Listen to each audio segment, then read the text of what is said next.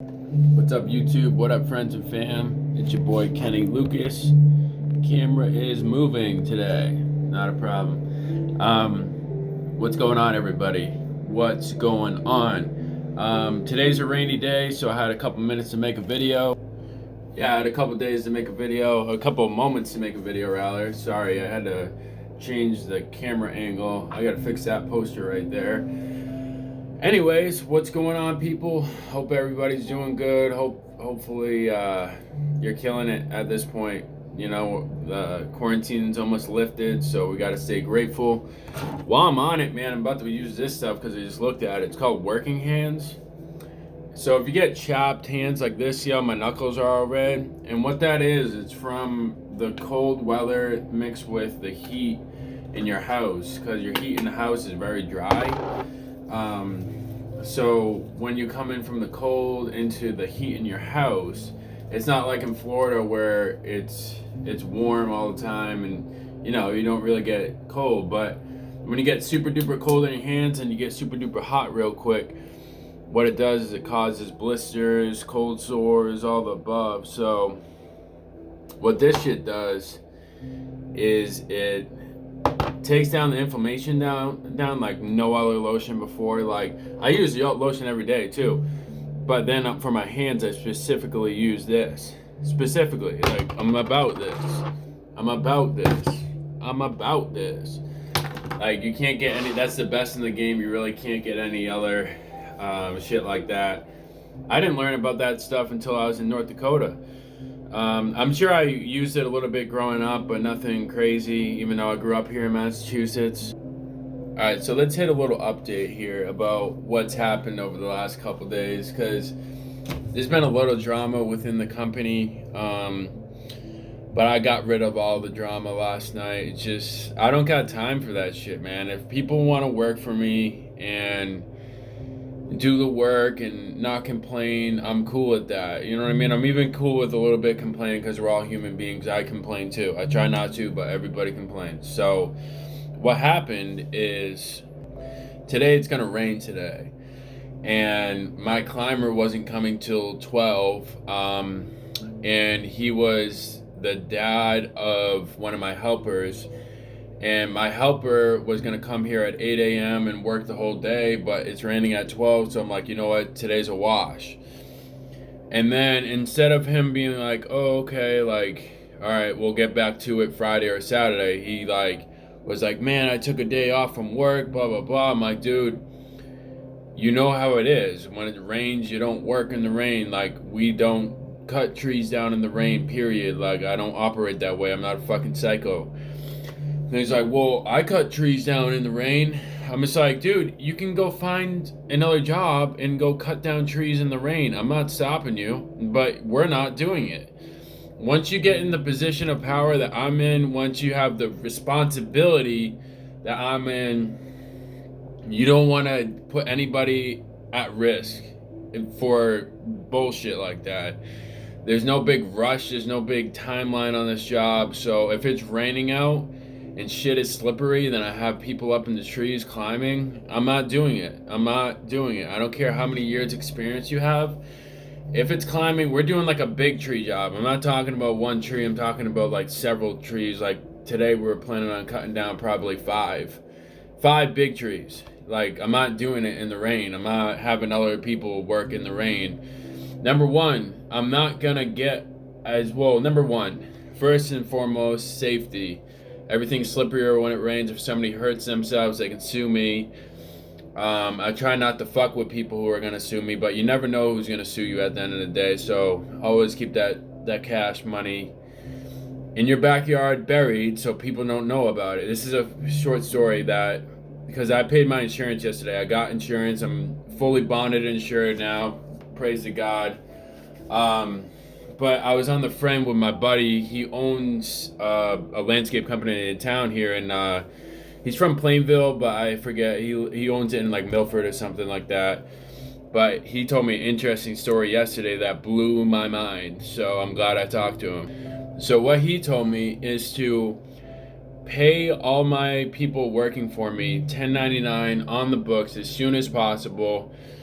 because when he first started working, he said he was paying everybody cash, and he had a few older guys. He's gotten sued twice from his workers, from the guys working for him, because they were able to sue him and say they got hurt on the job. And the funny thing is this, the reason why I brought up keep cash hidden, that nobody knows about, that you forget about, is because when he got sued, he said he had 15 grand in the bank, right? He had 15 grand in the bank, and then when they went to court, they sued him for 14 grand. He said they knew exactly how much money that you have, and he said anybody that's going to sue you is going to find out how much money you have in your bank account, so be wary of that. So I was like, God damn. But then I'm like, well, so what do you do? And he's like, well, put everybody on payroll or do everybody 1099 ASAP. He says you want to have a paper trail of your shit.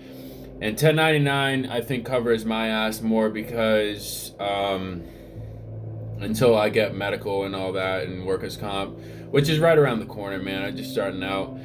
But so it covers my ass because I'm technically hiring out subcontractors to do the work. And that means they're responsible for their injuries. So if they get injured and they want to sue somebody, they can only sue the customer, not me. So don't even come message me if you've sued somebody about that bullshit or you want to sue me. Don't even work for me, man. That's why it's just like I only stick with real people. The second you give me attitude that I don't feel, you know what I mean? I don't mind attitude sometimes. I have an attitude too. But the amount of disrespect that I got yesterday about calling today off, it's ridiculous, you know what I mean? And I was going to make this kid my manager. I can't have a manager that's going to put anybody in a risky situation. Somebody's going to get hurt, and I'm going to be fucked. Somebody's already going to get hurt because we're doing a dangerous job. We're doing tree removal in Massachusetts. These trees are huge, so I'm already planning on that. Somebody's going to get hurt. I pray to God nobody does, but probably somebody will. This is a risky job. People die all the time in this job. So that being said, I'm taking it slow, I'm taking it easy, I'm waiting for the money to come in, I'm getting more jobs, less risky jobs, still keeping on the tree removal side of things, just because the tree removal side of things, I think it's one of the most dangerous jobs you can do pertaining to landscaping, that's for sure. But it is the most lucrative, in my opinion, as far as setting up a business with not a lot of money. It cost me, besides the cost of my truck, so we'll even put the cost of my truck in there.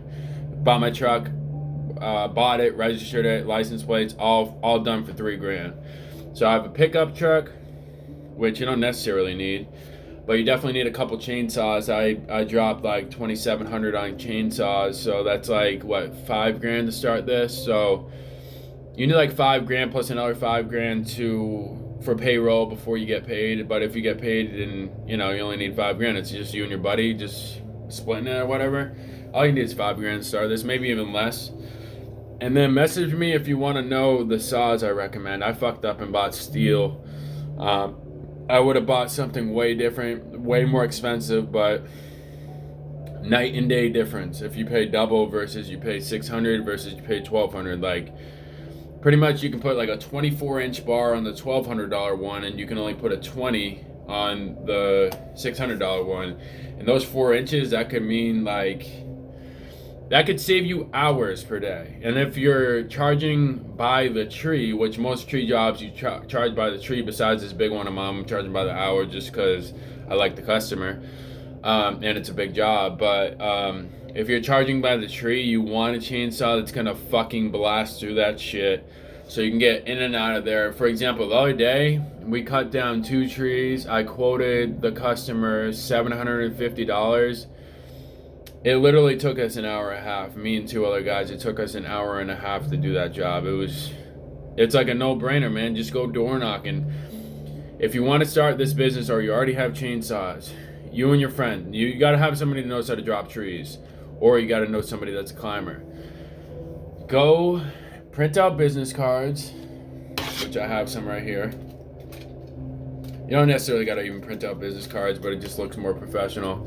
Put on a nice dress, new clothes, smell good, get some perfume in the system. You know what I'm saying? get some fucking perfume in the system.